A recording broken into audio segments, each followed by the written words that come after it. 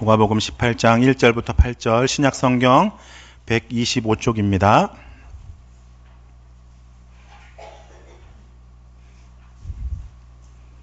네, 우리 한 목소리로 함께 봉독하도록 하겠습니다.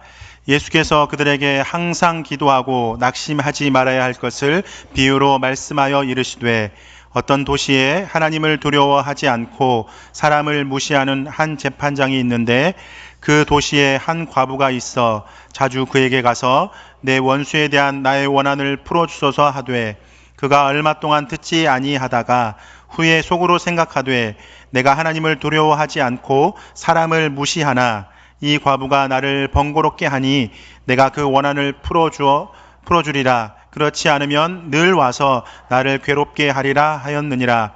주께서 또 이르시되 불의한 재판장이 말한 것을 들으라. 하물며 하나님께서 그 밤낮 부르짖는 택한 자들의 원한을 풀어주지 아니하시겠느냐. 그들에게 오래 참으시겠느냐. 내가 너희에게 이르노니 속히 그 원한을 풀어주시리라. 그러나 인자가 올 때에 세상에서 믿음을 보겠느냐 하시니라. 아멘. 할렐루야. 네, 오늘 본 말씀을 통해서 기도하고 낙심하지 말아야 합니다 라는 제목으로 함께 말씀 나누도록 하겠습니다. 우리 말씀 나누기 전에 우리 옆에 앞뒤에 계신 분에게 잠깐 인사하면 좋겠습니다. 오늘도 기도 자리 가운데 잘 오셨습니다. 네. 말씀 제목처럼 기도하고 낙심하지 말아야 합니다. 이렇게 한번 인사해 보겠습니다. 기도하고 낙심하지 말아야 합니다. 네, 여러분 오늘 기도의 자리 가운데 나오셨는데 여러분 기도할 때 어떤 마음으로 여러분 기도하십니까? 내가 기도하는 것이 내가 하고 있는 기도가 응답될 것이다 라는 확신을 가지고 기도하고 계십니까? 네. 아니면 네라고 이야기하신 분들 몇 분 안 되시죠? 아니면 자신의 바램, 자신의 소원, 자신의 마음을 하나님 앞에 아랠 뿐이지 아뢰기만 할 뿐이지 하나님의 응답, 하나님의 마음에는 혹시 관심이 없지는 않으십니까? 또 여러분 기도 자리 가운데 나오셨는데 여러분 기도를 통해서 여러분들은 무엇을 추구하고 무엇을 얻기를 원하십니까? 여러분 우리가 하는 모든 기도는 응답됩니다. 여러분 믿으십니까? 네, 아멘 하시죠? 근데 여러분 대답이 곤란한 경우가 있습니다. 속으로 이렇게 생각하실 수도 있을 겁니다. 아닌데요? 저는 기도했는데 응답이 안 되던데요? 계속 기도하고 있는데 지금까지도 아직도 응답이 안 되고 있는데요? 혹시 이런 생각을 하고 계시지 않습니까? 제 기도는 안 들어주시는 게 더 많던데요?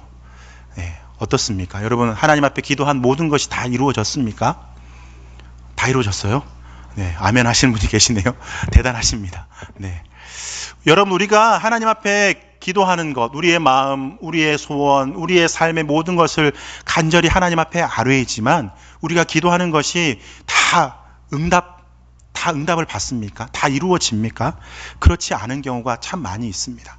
근데 여러분 이러한 입장은요, 나의 입장입니다. 하나님, 저에게 이런 삶의 어려움이 있습니다. 아픔이 있습니다. 우리 식구들 가운데 이런 일들이 있습니다. 하나님, 제 앞에 이런 큰 고난과 어려움이 있습니다. 하나님, 이것을 해결해 주세요. 이렇게 기도했는데 이것이 이루어지기를 바라는 것, 그것은 나의 마음, 나의 입장이잖아요. 그렇죠?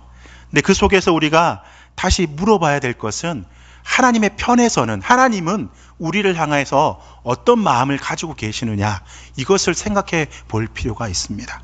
하나님 편에서는 여러분 모든 기도는 다 응답이 됩니다. 이 말은 하나님의 때에 하나님의 뜻대로 이루어진다라는 것입니다. 내가 기도하는 것이 아직 응답되지 않았으면 아직 하나님의 때가 아닐 수 있습니다. 또 내가 기도한 것이 아직 이루어지지 않았으면 그것은 하나님의 뜻이 아닐 수가 있습니다. 그런데 여러분 우리가 기도할 때 우리는 너무나 일방적으로 기도하는 경우가 많습니다. 하나님, 저 이런 기도의 제목이 있어요. 그러니 이거 이루어 주세요. 여기에만 우리의 기도가 초점 맞춰져 있다라는 것입니다. 반대로 우리는 기도할 때에 하나님, 제 삶에 이런 일들이 있습니다. 하나님, 이 일을 통해서 하나님 이루시고자 하는 하나님의 뜻은 무엇이죠? 이 일을 통해서 나의 삶에 하나님께서 원하시는 것은 무엇이죠? 이런 기도를 드릴 수 있어야 되는데 우리는 나의 입장에서, 나의 마음에서 기도하는 경우가 참 많이 있습니다.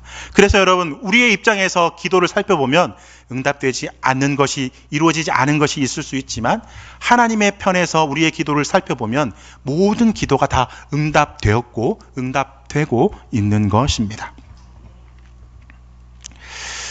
여러분, 어떤 때 기도가 응답되었다라고 생각하십니까? 네, 여러분, 아까 말씀드린 것처럼 내가 한 간구한 기도의 제목대로, 내가 기도한 대로 모든 것이 이루어졌을 때만 응답되는 것입니까? 내가 1 되어라, 1이 되어라, 1이 되어라 이렇게 기도했는데 2가 되었어요. 그러면 여러분, 제 기도는, 나의 기도는 응답되지 않은 것입니까?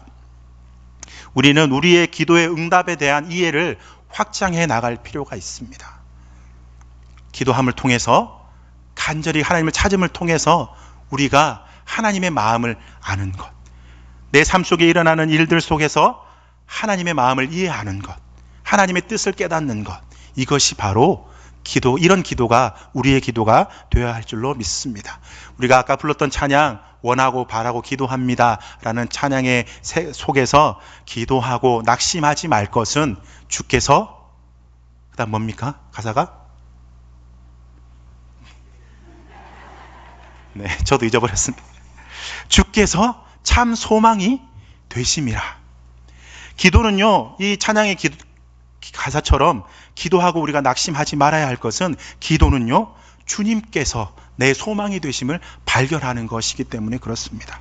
나의 뜻이, 나의 원하는 것이 이루어지는 것이 주 뜻이 아니라, 목적이 아니라, 기도함을 통해서 하나님의 마음을 아는 것, 하나님의 뜻을 발견하는 것, 이것이 우리의 기도가 되어져야 합니다. 오늘 본문에 보면 항상 기도하고 낙심하지 말아야 할 것을 비유로 말씀하십니다. 우리가 잘 아는 내용이죠. 과부와 불의한 재판장의 이야기입니다. 이 재판장은요, 성경에 보면 하나님을 두려워하지 않고 사람을 무시하는 사람이라고 이렇게 표현하고 있습니다. 그런데 그 도시의 과부가 자주 와서 자기의 원수에 대한 원한을 풀어달라고 매일같이 찾아와서 간청을 합니다. 근데 재판관이 얼마 동안 듣지 않다가 속으로 이렇게 생각합니다. 내가 하나님을 두려워하지 않고 사람을 무시하나 이 과부가 나를 번거롭게 하니 내가 그 원한을 풀어주리라. 그렇지 않으면 늘 와서 나를 괴롭게 하리라 라고 이렇게 이야기를 합니다.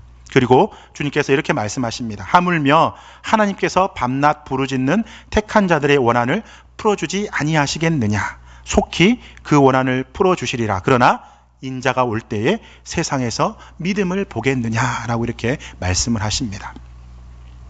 우리가 항상 기도하고 낙심하지 말아야 할 것에 대해서 이야기하시면서 매일같이 찾아와 간청하는, 하나님을 두려워하지 않고 사람을 무시하는 재판관에게 매일같이 찾아와 간청하는 이 과부의 이야기를 예수님께서 들어 하십니다. 그리고 하나님께서 우리에게 원하시는 것은 먼저 우리가 주님 앞으로 매일같이 나와서 주님 앞에 간청하는 것을 하나님께서 원하신다라고 이렇게 말씀을 하십니다. 즉, 이 말씀은 기도의 자리가, 우리가 매일 기도의 자리 가운데 나아가야 한다라는 것이죠. 그러면 하나님이 그 택한 자의 원한을 풀어주지 않겠느냐라고 이렇게 말씀을 하십니다. 이 말은 뭡니까? 하나님이 응답을 해주시겠다라는 것이죠. 어떤 응답입니까? 하나님의 뜻에 합당한 응답을 해주시겠다라는 것입니다. 그리고 이상한 점이 있습니다. 그 뒤에 보면 예수님께서 이렇게 말씀하십니다. 인자가 올 때에 세상에 믿음을 보겠느냐라고 이렇게 말씀을 하고 있습니다. 이 이야기의, 이 비유의 초점은요, 우리가 하나님 앞에 떼쓰면 이루어진다가 아닙니다. 이 이야기의 초점은요, 우리가 매일같이 하나님 앞에 나와서 하나님의 마음과 뜻을 깨달아 알아야 한다라는 것입니다. 그렇지 않으면 마지막 때에 내 뜻, 내 소원만 가지고 하나님 앞에 아뢰는 삶, 하나님의 뜻과 마음을 알지 못하는 사람에게 마지막 때에 믿음을 보겠느냐라는 그러한 물음이 온다라는 것이죠. 성도가 하나님 앞에서 합당한 종말론적인 삶을 살기 위해서는 반드시 해야 될 것은 무엇이냐면 기도입니다. 기도가 필요하다라는 것을 강조해서 말씀을 하고 있습니다. 왜냐하면 기도는 하나님의 자녀에게만 주어지는 특권이고 예수님의 제자의 삶을 살기 위해 절대적으로 필요하기 때문입니다. 그러면 마지막 때 성도들의 기도가 어떠해야 하겠습니까? 예수님께서는 항상 기도하고 낙심하지 말아야 한다라고 비유로 말씀하셨습니다. 여기서 낙심한다라는 말이 뭡니까? 낙심한다라는 말은 모든 기력이 다하고 피곤하고 지친 상태를 이야기합니다. 즉 나의 모든 힘이 빠지고 나의 모든 그러한 에너지가 고갈된 상태, 더 이상 내가 아뢰일 힘조차 없이 무너져 있는 상태가 바로 낙심해 있는 상태입니다. 즉 신앙의 기력, 나의 영적인 상태가 바닥 가운데에 있을 때의 상태를 이야기하는 것입니다.